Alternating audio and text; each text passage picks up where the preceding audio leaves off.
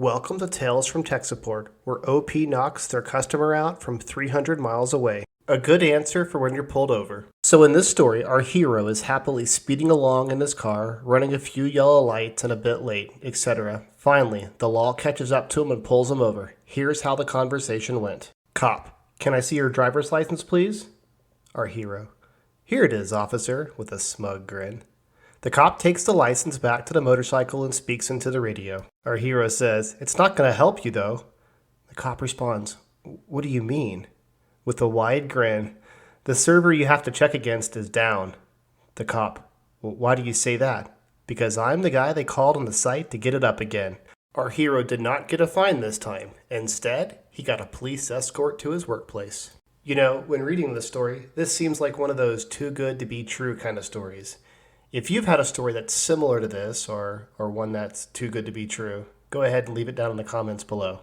I'm pretty sure I knocked a user out from nearly 300 miles away. I work help desk for a retail store chain in the UK. I had a call from a store about a till drawer that wasn't opening after a transaction.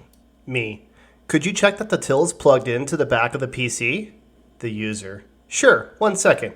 I hear him rummaging under the desk. "Yeah, it's plugged in." The point-of-sale software occasionally forgets which COM port to operate for the till drawer. Me. "I'm just going to try to open the drawer manually. Can you stand back from the drawer so it doesn't hit you?" "Sure," the user says. I open up a command prompt to try and open the drawer. Echo, COM 1. Nothing. Echo, COM 2. There was a loud thud. "Hello? I heard something. Did the drawer open?" Nothing from the user. "Hello?" After around 20 seconds, a woman picks up the phone laughing. The user had to go to the bathroom to clean his nose. The till drawer hit him in the face and busted his nose. "We'll call you back later. Thanks."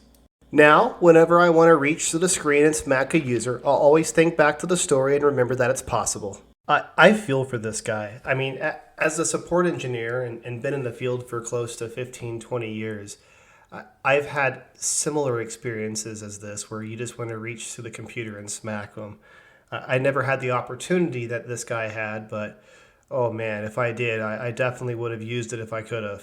In our next post, OP charges the customer more for parts than it would cost for a new computer. An elderly gentleman had his PC set up in a sort of shed outside. It was insulated, carpet on the walls, warm and generally a nice place, but full of tools, half-finished projects, and self-made shelves.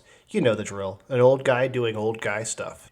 Anyway, his PC had fallen 5 feet from a shelf it was on, taken the monitor with it, the case was dented, the motherboard snapped in half, the CPU, socket, and its heatsink had ripped free of its retaining screws, and the monitor was cracked clean across the screen. Competitor had gotten there first, but said it needed replacing. It couldn't be fixed. The old guy didn't want that. The old man berated the incompetence of anyone who couldn't just hammer it back into shape. I asked if I could take it with me and come back in a few days. It needed some work in the workshop. He was happy with this. He was just happy to have someone who knew what he was doing handle the issue. I took it back. 4 days later, fully working.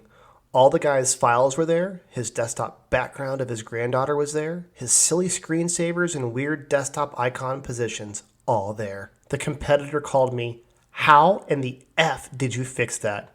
He said it looks the same through the side window that it always did. He even said you got the cracks out of his monitor. I brushed off the competitor. We drink together sometimes, but I didn't agree with his upsell and heavy margins. We're in a deprived area. We need help, not hurt. In case you're wondering, the hard disk survived, so I replaced the motherboard, setting its NIC to max spoof and BIOS to get Win 7 Home Premium to not need reactivation. The CPU survived, so did the heatsink. I replaced the PSU, which had been hammered, and bought identical monitor. eBay got me an identical case side panel to fix this smashed acrylic window. Finally, the monitor was fairly common 21-inch Hansel, cheap as chips. "And how much did you charge for that?" my competitor said. £600. 600? He could have bought a new computer for that. That's not what he wanted, though. He wanted his computer, and I gave it to him. You know, not all computer stories have a bad or a sad ending. This next one actually has a happy ending. In this next post, OP helps a man talk to his wife after not being able to talk to her for 3 weeks. I work in a store that offers technical support for consumer-level technology.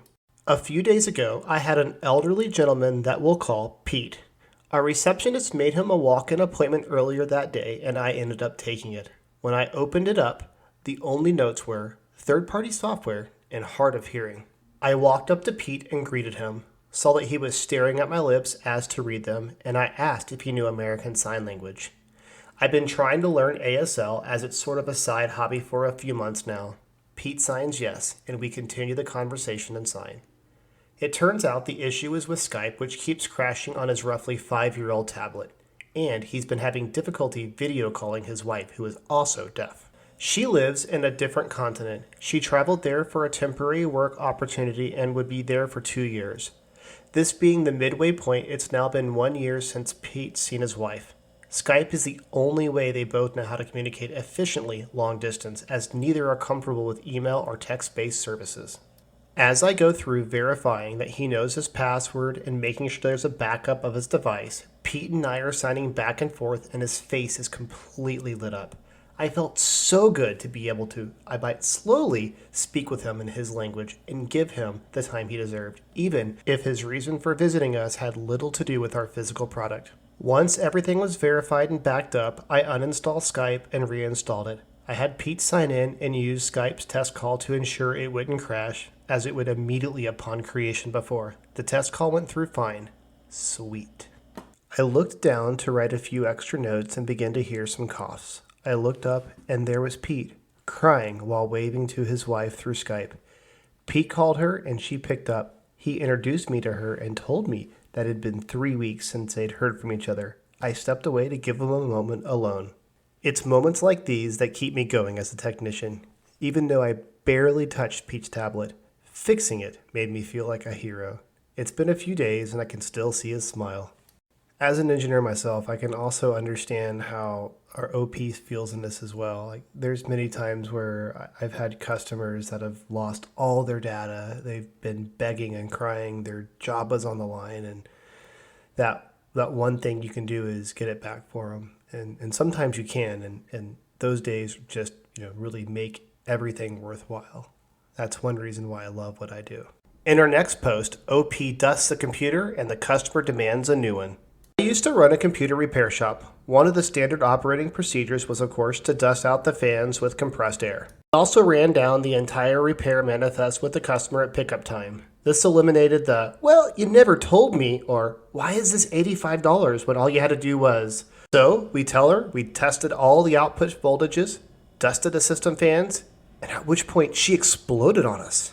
"You did what? You used chemicals on my computer?" "No, ma'am. We dusted out your computer." "With chemicals?" "No, ma'am.